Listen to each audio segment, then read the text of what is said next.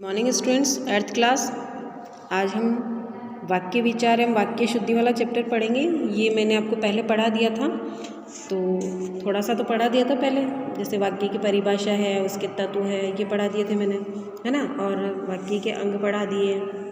इसके बाद क्रिया के आधार पर जो वाक्य के भेद होते हैं वो भी मैंने पढ़ा दिए थे, है ना।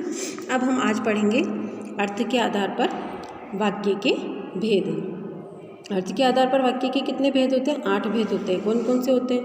पहला है विधानार्थक वाक्य, दूसरा निषेधात्मक वाक्य, तीसरा आज्ञार्थक वाक्य, चौथा प्रश्नार्थक वाक्य, पांचवा इच्छार्थक वाक्य, छठा संदेहार्थक वाक्य, सातवां संकेतार्थक वाक्य और आठवां विस्मयादिबोधक वाक्य। ठीक है ना। तो सबसे पहले हम पढ़ेंगे विधानार्थक वाक्य। विधानार्थक वाक्य किसे कहते हैं? जिस वाक्य में किसी बात का या किसी काम का होना पाया जाता है तो वो विधानार्थक वाक्य कहलाता है। जैसे मोहन खेलता है, अब यहाँ पर खेलने का काम हो रहा है, खेल रहा है ना, तो खेलने का बोध हो रहा है हमें। फिर सेकंड क्या है? निषेधात्मक वाक्य। इसमें निषेध से मतलब क्या होता है? नहीं। तो जहाँ नहीं का बोध हो रहा हो, किसी काम का न होना पाया जा रहा हो या किसी विषय के अभाव का बोध हो रहा हो, तो वो कौन सी वाक्य होगा? निषेधात्मक वाक्य होगा। जैसे देखिए, जिस वाक्य में किसी बात के न होने, मतलब किसी काम का न होना या किसी विषय के अभाव का बोध होता है तो उसे निषेधात्मक वाक्य कहते हैं। जैसे महेंद्र विद्यालय में नहीं है ना। अब नहीं है, नहीं का बोध हो रहा है। फिर नेक्स्ट वाक्य क्या है? आज्ञार्थक वाक्य। आज्ञार्थक वाक्य से आप समझ जाओ, आज्ञा देना, आदेश देना, उपदेश देना, है ना। तो जिस वाक्य में किसी अन्य के द्वारा आज्ञा, उपदेश या आदेश देने का बोध हो उसे आज्ञार्थक वाक्य कहते हैं। जैसे सोनी तुम गाना गाओ, है ना। आदेश दिया जा रहा है कि सोनी तुम गाना गाओ। फिर नेक्स्ट वाक्य क्या है? प्रश्नार्थक वाक्य। अब प्रश्नार्थक में प्रश्न आ रहा है, मतलब प्रश्न का भाव आ रहा हो जहाँ पर, तो जिस वाक्य में प्रश्नात्मक भाव प्रकट हो, प्रश्न का भाव प्रकट हो, मतलब प्रश्न पूछा जा रहा हो, अर्थात किसी कार्य या विषय के संबंध में प्रश्न पूछने का बोध हो, उसे क्या कहते हैं? प्रश्नार्थक वाक्य कहते हैं। जैसे तुम कौन सी कक्षा में पढ़ते हो, प्रश्न पूछा जा रहा है ना, यदि तुम कौन सी कक्षा में पढ़ते हो तो ये कौन सा वाक्य होगा? प्रश्नार्थक वाक्य होगा। फिर नेक्स्ट है इच्छार्थक वाक्य। इच्छार्थक वाक्य किसे कहते हैं? जिस वाक्य में इच्छा या आशीर्वाद का भाव का बोध हो तो उसे इच्छार्थक, मतलब इच्छा प्रकट की जा रही है या आशीर्वाद दिया जा रहा है। जैसे भगवान करे तुम्हारा कल्याण हो, है ना। ये आशीर्वाद भी है एक तरह से और इच्छा भी है कि भाई भगवान करे तुम्हारा कल्याण हो, तो ये कौन सा वाक्य होगा? इच्छार्थक वाक्य। फिर है संदेहार्थक वाक्य। संदेहार्थक वाक्य किसे कहते हैं? जिस वाक्य में संभावना या संदेह का बोध हो उसे संदेहात्मक वाक्य कहते हैं। जैसे उन दोनों में से जाने कौन जीतेगा। अब संदेह प्रकट हो रहा है या संभावना की जा रही है ना। इसमें तो संदेह प्रकट हो रहा है ना, भाई क्या पता कौन जीतेगा इन दोनों में से, कोई पता ही नहीं है। ठीक है ना। फिर नेक्स्ट है संकेतार्थक। संकेतार्थक मतलब संकेत किया जा रहा हो या कोई शर्त का बोध हो रहा हो, तो वहाँ पर कौन सी वाक्य होगा? संकेतार्थक वाक्य। देखो क्या लिखा हुआ है, जिस वाक्य में संकेत या शर्त का बोध हो उसे संकेतार्थक वाक्य कहते हैं। जैसे सबके हित की सोचोगे तो तुम्हारा हित होगा। समझ में आ रहा है? शर्त की जा रही है कि अगर तुम सबके हित में सोचोगे तो तुम्हारा भी हित होगा। यदि तुम धन दिलाओ तो मैं साथ चलूँ। समझ में आ गया ना? शर्त हो रही है कि यदि तुम धन दिलाओगे तो ही मैं तुम्हारे साथ चलूँगा। समझ में आ गया? इस तरीके से। फिर लास्ट है विस्मय बोधक वाक्य। अब विस्मय बोधक आपने पढ़ा होगा, विस्मयादिबोधक वाक्य पढ़े होंगे, जिसमें विस्मय, आश्चर्य, हर्ष, शोक आदि भाव प्रकट होते हैं, वो विस्मय बोधक वाक्य कहलाते हैं। जैसे मनमोहक दृश्य है ना। या फिर जो शब्द आते हैं विस्मयादिबोधक वाक्य की, जैसे ये पढ़ा है कैसा मनमोहक दृश्य है। आश्चर्य प्रकट हो रहा है, भाई देखो कैसा मनमोहक दृश्य है ना। या फिर जो विस्मयादिबोधक चिन्ह वाले आते हैं, चिन्ह आप जानते हो ना, एक डंडी फिर नीचे बिंदु, तो वो विस्मयादिबोधक चिन्ह होता है उस चिन्ह के साथ। या फिर ये शब्द लिखे हुए आते हैं, अहो, अरे, हरे, हे, है ना। ये आदि शब्द क्या है? विस्मयादिबोधक शब्द है। या फिर आप ऐसे भी पहचान सकते हो भाई, जिस वाक्य में विस्मय, आश्चर्य हो रहा हो, विस्मय प्रकट हो रहा हो, तो वो कौन से वाक्य कहलाते हैं? विस्मयबोधक वाक्य कहलाते हैं। ठीक है, समझ में आ गया? चलिए अब आगे पढ़ते हैं हम रचना के आधार पर वाक्य के भेद। तो रचना के आधार पर वाक्य के 3 भेद होते हैं, साधारण वाक्य, मिश्र या मिश्रित वाक्य और तीसरा संयुक्त वाक्य। तो पहले साधारण वाक्य, जिस वाक्य में एक ही उद्देश्य और एक ही विधेय हो। उद्देश्य और विधेय मैंने आपको बता दिया है क्या होता है, कर्ता ही तो क्या होता है, वाक्य में जो कर्ता होता है वो तो उद्देश्य होता है ना। और कर्ता के बारे में जो कुछ कहा जाता है वो क्या कहलाता है, विधेय कहलाता है। समझ में आ गया ना।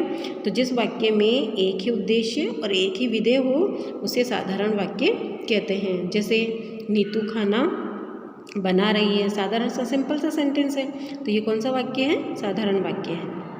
और एक ही उद्देश्य एक ही विधेय आ रहा है, ये देखो कर्ता नीतू है ना, क्रिया क्या हो गई इसमें, बना रहा है, बना रही है, क्या बना रही है, खाना बना रही है। तो एक ही क्रिया आ गई है ना, क्रिया का पूरा परिचय आ गया, भाई बना रही है, क्या बना रही है, खाना बना रही है। तो एक ही उद्देश्य और एक ही विधेय है, ठीक है।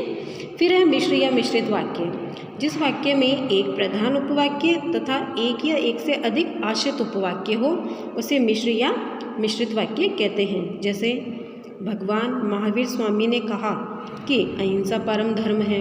समझ में आया ना। अब एक तो प्रधान वाक्य आ गया और दूसरा क्या आ गया, उस पर आश्रित वाक्य आ गया, मतलब उसके आगे उसी के बारे में बताया जा रहा है। समझ में आ गया ना। जैसे भगवान महावीर स्वामी ने कहा है ना, अब क्या कहा कि अहिंसा ही परम धर्म है, ये आश्रित हो गया ना उसके ऊपर। सेंटेंस एक तो यहीं पूरा हो रहा है और दूसरा उसके ऊपर आश्रित हो रहा है वाक्य। तो ये कौन सा वाक्य है, मिश्र या मिश्रित वाक्य है। समझ में आ गया ना। ये देखो इस वाक्य में प्रधान उपवाक्य तो क्या है, प्रधान उपवाक्य का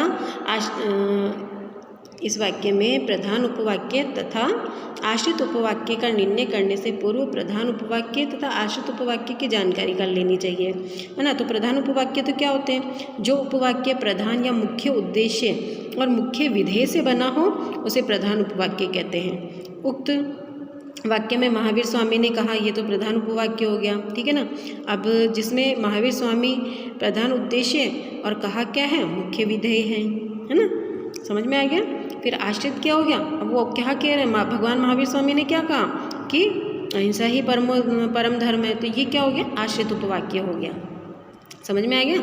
जो उपवाक्य प्रधान उपवाक्य के आश्रित रहता है उसे आश्रित उपवाक्य कहते हैं। उक्त वाक्य में कि अहिंसा परम धर्म है, ये क्या है, आश्रित उपवाक्य है। समझ में आ गया। चलिए अब क्या बताया इसमें, आश्रित उपवाक्य के भी भेद बताए हैं। आश्रित उपवाक्य 3 प्रकार के होते हैं, एक तो संज्ञा उपवाक्य, दूसरा विशेषण उपवाक्य और तीसरा क्रिया विशेषण उपवाक्य। संज्ञा उपवाक्य क्या है, जब किसी आश्रित उपवाक्य का प्रयोग प्रधान उपवाक्य की किसी संज्ञा के स्थान पर होता है तो उसे संज्ञा उपवाक्य कहते हैं। संज्ञा उपवाक्य का प्रारंभ प्राय की से होता है, किससे होता है, की से होता है। या फिर हम इससे पहचान भी कर सकते हैं, है ना, की शब्द आ जाता है, मतलब संयोजक शब्द की आ जाता है, तो उससे भी पहचान कर लेना भी ये मिश्र या मिश्रित वाक्य है। उक्त वाक्य में की अहिंसा परम धर्म है, तो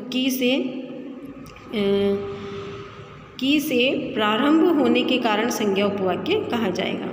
दूसरा भेद क्या है, विशेषण उपवाक्य, जब कोई आश्रित उपवाक्य प्रधान उपवाक्य के किसी संज्ञा या सर्वनाम शब्द की विशेषता बतलाए तो उस उपवाक्य को विशेषण उपवाक्य कहते हैं। विशेषण उपवाक्य का प्रारंभ प्राय जो, जिसका, जिसकी, जिसके, है ना, आदि में से किसी शब्द से होता है। जैसे जो विद्वान होता है उसका सभी आदर करते हैं, है ना, इस तरीके से। फिर है क्रिया विशेषण उपवाक्य, जब कोई आश्रित उपवाक्य प्रधान उपवाक्य की क्रिया की विशेषता बतलाए या सूचना दे, उस आश्रित उपवाक्य को क्रिया विशेषण उपवाक्य कहते हैं। क्रिया विशेषण उपवाक्य प्राय यदि, जहाँ, जैसे, यद्यपि, है ना, क्योंकि, जब, तब। अब ये शब्द है पहचान करने के लिए, मिश्र या मिश्रित वाक्य की पहचान करने के लिए ये शब्द है। जैसे यदि आ जाए, है ना, प्राय, जहाँ, जैसे, यद्यपि, ये इस तरह से क्योंकि, जब या तब आदि में से शब्द आ जाते हैं तो वो क्या है, कौन सा वाक्य हो जाता है, मिश्र या मिश्रित वाक्य आ जाता है। जैसे यदि वह परिश्रम करता तो अवश्य उत्तीर्ण होता। अब आश्रित भी है कि यदि वो परिश्रम करता तभी तो उत्तीर्ण होता ना, आश्रित भी हो गया ना ये इसके ऊपर। और पहचान के लिए शब्द क्या आ गया, यदि आ गया, इस तरीके से। फिर है संयुक्त वाक्य।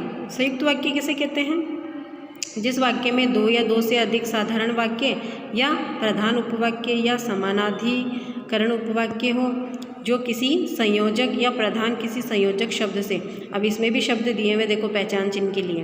भाई संयुक्त वाक्य को पहचान हम किन से करेंगे? इन शब्दों से करेंगे। कौन कौन से शब्द हैं?